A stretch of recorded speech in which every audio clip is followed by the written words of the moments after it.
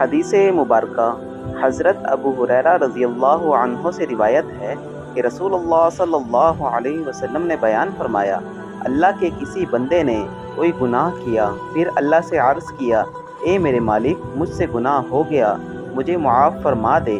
تو اللہ تعالیٰ نے فرمایا کہ میرا بندہ جانتا ہے کہ اس کا کوئی مالک ہے جو گناہوں پر پکڑ بھی سکتا ہے اور معاف بھی کر سکتا ہے۔ میں نے اپنے بندے کا گناہ بخش دیا اور معاف کر دیا۔ اس کے بعد جب تک اللہ نے چاہا وہ بندہ گناہ سے رکا رہا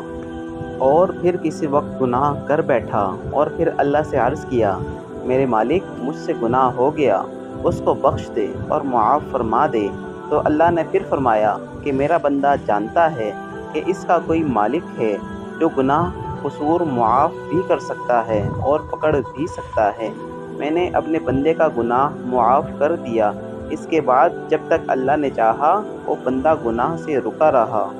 اور کسی وقت پھر کوئی گناہ کر بیٹھا اور پھر اللہ سے عرض کیا، اے میرے مالک و مولا، مجھ سے گناہ ہو گیا، تو مجھے معاف فرما دے اور میرا گناہ بخش دے،